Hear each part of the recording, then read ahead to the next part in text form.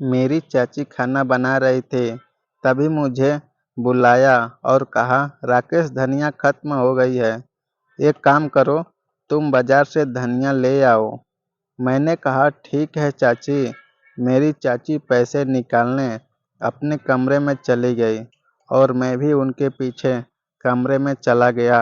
जब वह पैसे निकाल रही थी, तो मैंने उनके पीछे ही खड़ा उनको इस तरह देखकर मेरे में हलचल करने लगा और चाची के साथ होके उतावला हो जाता और मेरे कुछ समझ में नहीं आ रहा था कि मैं क्या करूं।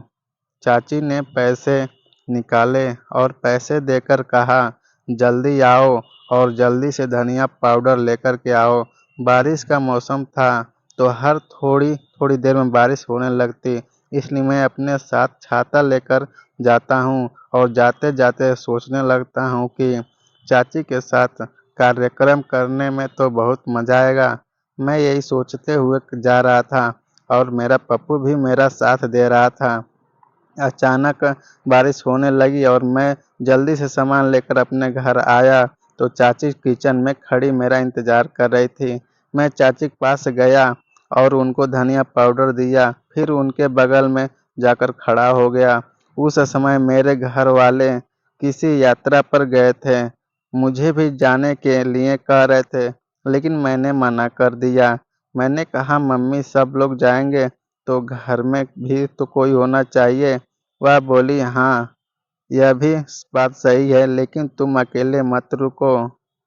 तुम्हारे साथ तुम्हारी चाची भी रुक जाएगी, क्योंकि इनका भी मन नहीं हो रहा था जाने के लिए। तो घर में अब केवल और मेरी चाची थी। मैंने सोचा जब घर में कोई नहीं है तो इनके साथ कार्यक्रम कर लूं, लेकिन सोच रहा था कि किसी से बता न दें। चाची के पास ही खड़ा था तो मेरा पप्पू बहुत उतावला हो रहा था। मैं अपने कमरे में गया और अपने पप्पू के साथ खेलने लगा। थोड़ी देर बाद चाची ने खाना खाने के लिए बुलाया।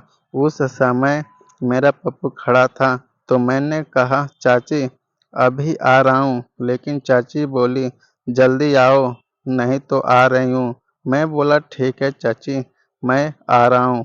मेरा पप्पू खड़ा था और वह बैठ रहा था, लेकिन मैं किसी तरह अपने चाची के पास खाना खाने गया।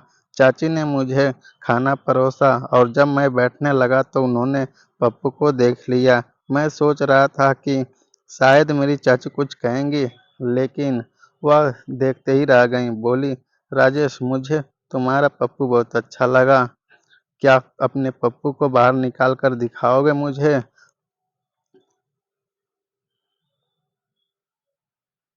मुझे तो लग रहा था कि चाची कुछ कहेंगी, फिर कहा, बोलो ना राकेश, दिखाओगा?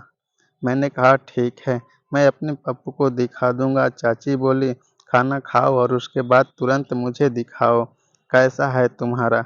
पप्पू ने खाना खाया और जैसे ही उठा वैसे ही बारिश होने लगी। आंगन में पानी आ रहा था और मैं अब चाची के वहाँ खड़े होकर चाची के साथ, चाची यहाँ से हटने नहीं तो भी जाएंगे। दोनों लोग उन्होंने मुझे पकड़ लिया और बारिश होते रही। पप्पू तुम्हारा साथ खेलना चाहता है? बारिश। चाची भीग गई। चाची ने अपने हाथ से भी मेरा पप्पू पकड़ लिया और उसे खोलकर देखने लगी। चाची ने कहा, तुम्हारा पप्पू तो कितना बड़ा है। कुछ नहीं बोला चाची। बोली, जब मैं पैसे निकाल रही थी तो तुम मुझे घूर थे देख रहे थे। हाँ चाची, उस समय मैंने आपको देख तो मेरा पप्पू तावला होने लगा, लेकिन आपने ही मुझे कार्यक्रम के लिए कह दिया। चाची बोली, राजेश, तुम्हारे चाचा को कोई फिक्र ही नहीं है, घर की, ज़्यादातर बाहर ही रहते हैं। मेरा भी मन कभी कभी कार्यक्रम करने का होने लगता है। मैं भी इंसान हूँ, कब तक सहन करूँगी।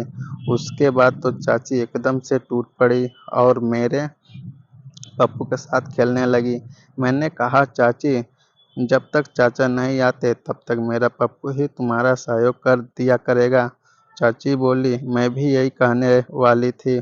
उसके बाद चाचा ने पप्पू को गुफा में डालने के लिए कहा। मैंने कहा, चाची यह काम आप ही करो। चाची ने गुफा में पप्पू डाला तो उनको बहुत अच्छा लगा और मुझे भी अच्छा खुशी एहसास हुआ। बारिश के मौसम में और चाची कार्यक्रम करने में एक दूसरे का साथ दे रहे थे।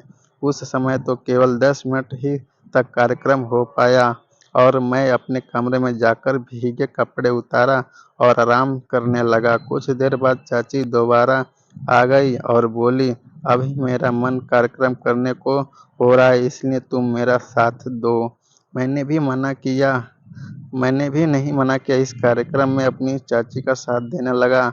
चाची को यह खुशी हुई कि दिनों बाद मिली, इसलिए वह इस खुशी में बिल्कुल डूब चुकी थी और इस बार मैं भी कम से कम 1 घंटे तक उनका सहयोग करता हूँ और वह भी मेरा बराबर साथ दे रही थी।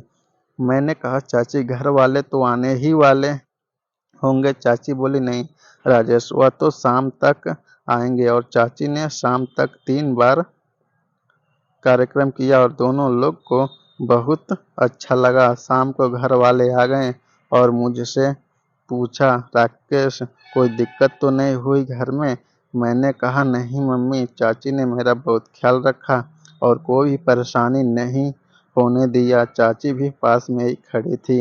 यह सब सुनकर वह मुस्कुराने लगी। मम्मी बोली, राकेश तुम्हारे लिए एक धागा लेकर आई, इसे अपने हाथ में बांध लो, तुम्हें किसी की नज़र नहीं लगेगी। मैं उसके धागे को अपने हाथ में लिया और उसे बांध लिया। उसके कुछ दिन बाद मेरे पापा बोले, राजेश अब तुम भी थोड़ा काम करो, नौकरी की तैयारी के साथ साथ तुम कुछ काम भी करो। मैंने कहा, ठीक है पापा। उसके बाद पापा ने मार्केट में ही एक कपड़े की दुकान में मुझे लगा दिया। मैं वहीं काम करने लगा। रोज सुबह काम पे जाने लगा और वहां से आने के बाद थोड़ी पढ़ाई भी करता। मेरी चाची मेरा हर तरह से साथ देती और मैं भी उनका पूरी तरह सहयोग करता। हेलो दोस्तों, यह स्टोरी आपको कैसी लगी? थोड़ी भी पसंद आई हो तो प्लीज़ वीडियो को लाइक एंड चैनल को सब्सक्राइब कर दें और शेयर करना बिल्कुल भी ना भूलें।